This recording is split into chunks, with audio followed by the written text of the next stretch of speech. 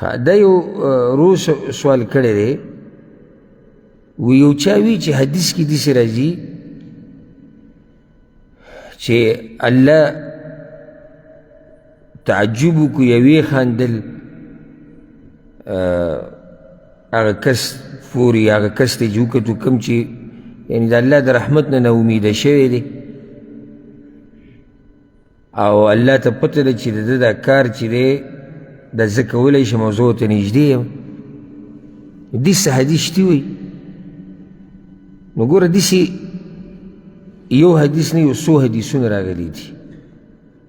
اگر که سندونو کې څه نه څه کلام شته خو شیخ الاسلام ابن تیمیه رحمه الله او دغه شان په اوسنیو علماو کې شیخ الباني هغو ټولو دا حدیث حسن درجې ته رسولی دی وایي چې په ډېرو سندونو سره راغلی دی او دا حدیث واورو ډېر خوندور حدیث دی او دې سره به انشاءالله زړه ته ستاسو سکون میلاو شي امام ابن ماجه امام احمد امام طبراني راوړی دی رسول صلی الله علیه وسلم وایي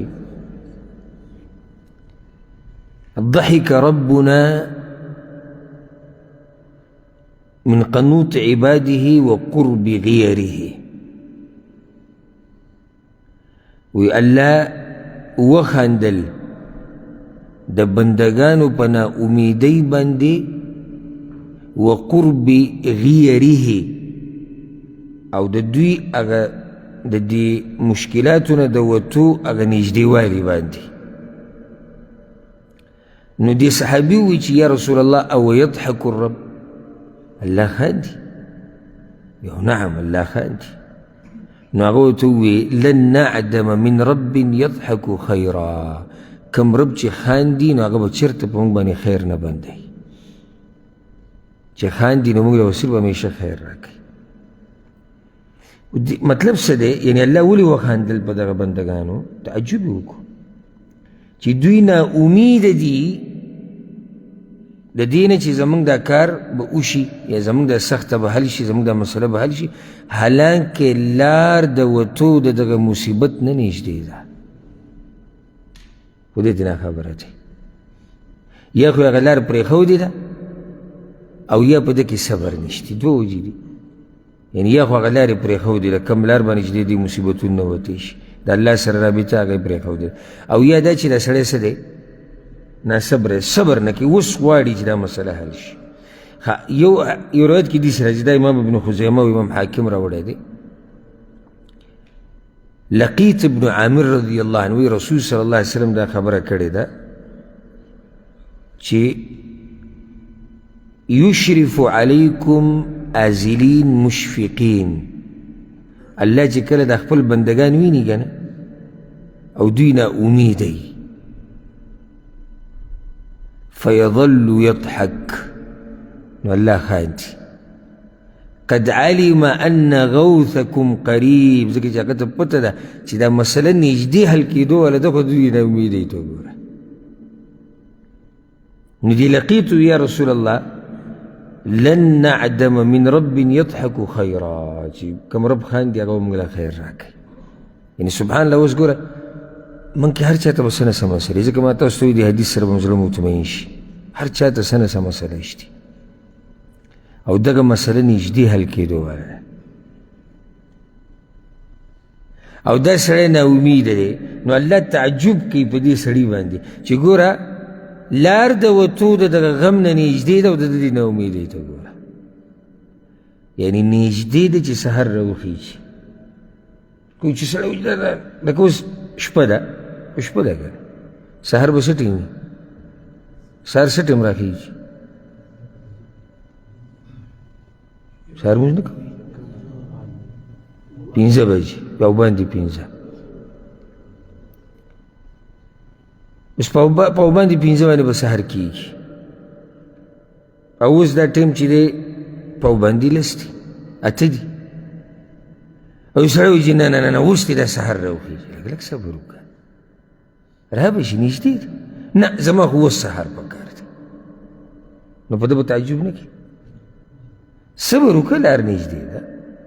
وایي زه غریب یم اوس مالدار الله به دې مالداره کړي لږ صبر وکړه بیمار یم او اوس صبر وکړه الله به دې ښه کړي بچی مې نشته الله به درکړي، واده دې نشته الله به راته اسان کړي، کور دې نشته الله به در درکړي، قرضې در باندې دي الله به یې ختمې کړي، مسافر یې الله به دې خپل کور ته روغ رمټ ورسوي. خو موږ څه کوو؟ موږ صبر نه کوو او یا هغه لار نه لټوو کومه لار چې د دې مسلو د حل کولو دپاره ده، هغه د الله سره رابطه، هغه موږ پرېښودې ده او په انسانانو پسې منډې وو. امام عبدالرزاق هم دغه روایت راوړی دی چې ان الله لیضحک منکم ازلین بقرب الغیث منکم، الله وخاندي په تاسو پورې چې تاسو نه امید او مرسته د الله نږدې ده، مرسته د الله څه ده؟ نږدې ده. او دغه شان یو حدیث کې داسې راځي، دا امام ابن خزیمه راوړی دی چې ان الله عز وجل یضحک من ایاسة العباد وقنوطهم وقربه منهم، الله خاندي د بندگانو په دې نا امیدۍ پورې او د هغه په دې نږدېوالي پورې بندگانو ته چې زه دوی ته څومره نږدې یم او د دوی د نا امیدۍ ته وګوره. زه خو دا ویم چې د یو سړي رب چې دی هغه الله یي، دی به نه امیده شي؟ تا نه لرې دی؟ الله تا نه لرې دی؟ نه، نو بیا ولې نه امیده؟ ستا نه اوري؟ اوري که نه اوري؟ چې اوري بیا ولې نه امیده؟ تا ایني که نه ایني؟ ایني دی، نو بیا ولې نه امیده؟ او خزانو چابیانې د هغه په لاس کې دي که نه؟ نو ته ولې نه امیده؟ او د هر څه د هغه په لاس کې دي، د هغه په قدرت کې، د هغه په باچایي کې دي، نو ته ولې بیا نا امیده یې؟ بیا خو قمقلتوب دی دلته نا امیدي کول. ښه مطمئن اوسئ، ښه مطمئن اوسئ، او دا نه چې معمولي مصیبت ته باندې راشي او بس ته نا امیده شي او چې دا به څه کړي، نه، رب العزت به د هر څه حل کړي او د هر څه به تاسو ته اسان کړي. او ما ته پته دي مسافرو ته مسلې ډېرې په نسبت د هغه خلکو کوم چې خپلو ملکونو کې او کورونو کې، نو مه نه امیده کېږئ د هغه رب نه، په عرش باندې لوی عظیم رب دی. او ما دا یو خبره تاسو ته یو پیر دوه بیان کړې وو چې کله دا پلار راولګي، دا مور راولګي، دا ماشوم راوالي بوره داسې ولي او بیا کته راشي ویني سي، هغه ماشوم جاړي که خاندي؟ خاندي. دا ماشوم یېرېږي؟ ولې نه یېرېږي؟ اته پته دی چې د لاندې ولاړ کس ما غورځېدو ته نه پرېږدي. اوس که څوک راولګي یو ثابت غټ سړی به راولي، ساتي وتي، ولې دې سا وتي؟ چې بس لاړه به یا به مې خپه ماتې یا به مې لاس ماتې، ځکه چې راټینګی خو مې بیا نه.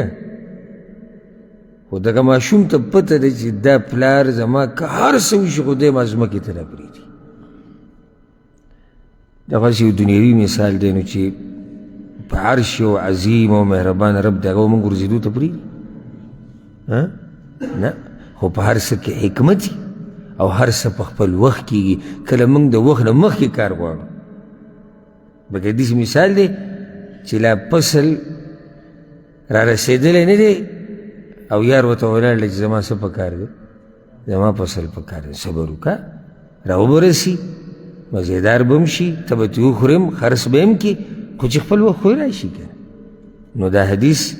بعضو علماو دې ته حسن ویلي دي. رب العالمین دې په موږ باندې خپل رحم وکړي.